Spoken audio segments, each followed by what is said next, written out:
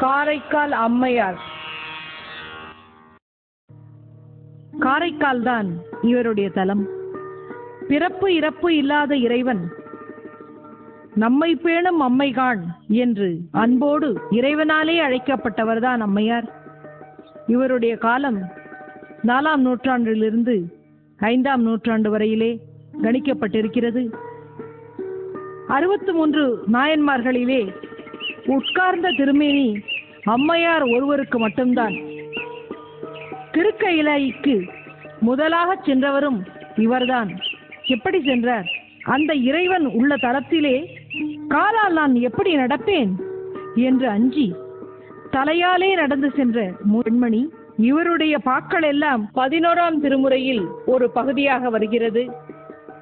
காரைக்காலிலே வணிகர் குல தலைவனான தனதத்தன் என்பவருடைய மகளாக திரு அவதாரம் செய்கிறார். சிவாய நம என்ற 5 எழுத்தை போலவே புனிதவதி என்ற 5 எழுத்தையே பெயராக கொள்ளுகிறார்.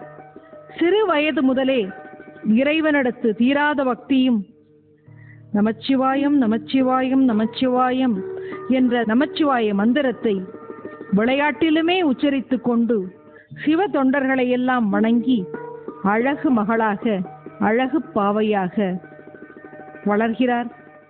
நாகையிலே வணிகர் குல பெருமகன் பரமதத்தனுக்கும் புனிதவதிக்கும் ஒரு நல்ல நாளிலே திருமணம் நடைபெறுகிறது. காரைக்காலிலே ஒரு தனி வீட்டிலே புது கொடுத்தினம் ஆரம்பமாகிறது. இனிய இல்லறம் நல்லறமாக நடக்கிறது.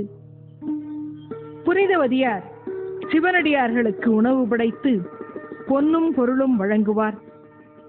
ஒரு நாள் கணவன் பரமதத்தனின் நண்பர்கள் 2 மாங்கனி தர அதனை வேலையாள் மூலமாக வீட்டுக்கு அனுப்புகிறார் கணவர்.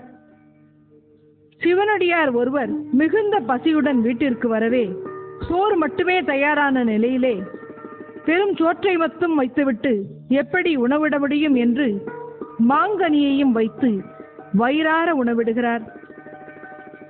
மதிய உணவுக்காக வந்த கணவனுக்கும் உணவு படைக்கிறார். இன்னொரு மாங்கனியையும் படைக்கிறார். அந்த மாம்பழத்தின் இனிமையை சுவைத்து இன்னொரு பழம் கொண்டு வா புனிதவதி என்று கேட்டவுடன் அடியவருக்கு கொடுத்ததை சொல்லாமல் கணவன் ஆசைப்படுகிறாரே, அதை நிறைவேற்ற வேண்டுமே, அது என் கடமையாயிற்றே என்று பழம் எடுக்க செல்வது போல உள்ளே செல்கிறார். இறைவனிடம் கேட்கிறார். இறைவன் அருளால் மாங்கனியும் கிடைக்கிறது. அதை கொண்டு வந்து கணவனிடத்தே கொடுக்கிறார். புனிதவதி, இந்த பழத்தின் சுவை நீ முன்னே கொடுத்த பழத்தை விட மிக நல்லதாக இருக்கிறதே. நான் 2 கனிகள் அனுப்பியிருந்தேனே, இதன் சுவை வேறாக இருக்கிறதே, அதன் சுவை வேறாக இருக்கிறதே, இதனை எப்படி பெற்றாய், என்ன நடந்தது என்று கூறுகிறார். இதற்கு மேலும் உண்மையை மறைக்க தெரியாமல் தடுமாறி நடந்ததை கூறுகிறார். இறைவனால் கொடுக்கப்பட்டது உண்மையானால் நீ எனக்கு இன்னொரு கனியை பெற்றுக்கொண்டு வா புனிதவதி என்று ஆணையிட செய்வதறியாது திகைத்து இறைவனிடத்தை மண்டாடி கேட்கிறார். கையிலே இன்னொரு கனியை பெறுகிறார். அந்த கனியை தன்னுடைய கையிலே எடுத்த மாத்திரத்திலே மறைந்து விடுகிறது. பதவதைக்கிறான் கணவன். என் மனைவி தெய்வம், இனி இவளுடன் வாழ முடியாது என்று மனம் பதறுகிறான். கடல் கடந்து வியாபாரம் செய்கிறேன் என்று கூறிவிட்டு அயல் நாட்டுக்கு சென்று வாணிபம் செய்து பெரும் பொருளோடு பாண்டி நாட்டுக்கு வருகிறான். அங்கு ஒரு வணிகரின் மகளை மணந்து ஒரு நல்ல பெண் குழந்தையை பெற்றெடுத்து அவருக்கு புனிதவதி என்று பெயர் சூட்டுகிறான்.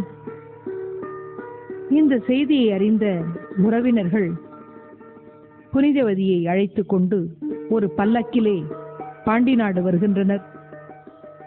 செய்தியை அறிந்து அச்சத்தோடு என்ன செய்வது என்று தெரியாமல் தன் மனைவியும் மகளோடும் வந்து புனிதவதியின் திருவடியை விழுந்து வணங்குகிறார்.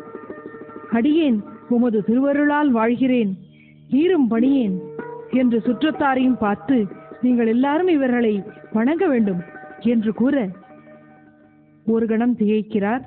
அடுத்த கணம் தெளிகிறார். என் கணவனுக்காக தாங்கிய சதையுடலை தவிர்த்து எனக்கு பேய் உருவம் தா என வேண்டிப் பெறுகிறார்.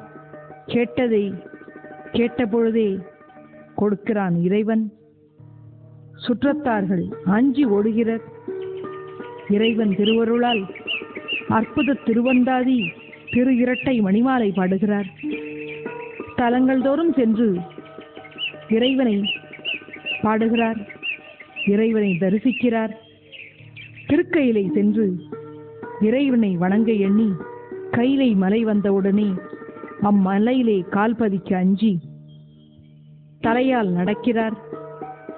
உமையம்மையோ இவர் பக்தியின் திறத்தை வியந்து இவர் யார் என்று அப்பனிடம் கேட்க, அன்பினால் நம்மை பேணும் அம்மை அவள், பெருமைமிகு இப்பேய் வடிவத்தை வேண்டி பெற்றாள் என கூற, பிறப்பு இறப்பு இல்லாத எம்பெருமான் அம்மா அம்மா நம்மை பேணும் அம்மா என்று அழைக்க, அப்பா என வணங்கி திருவடி பணிந்தார்.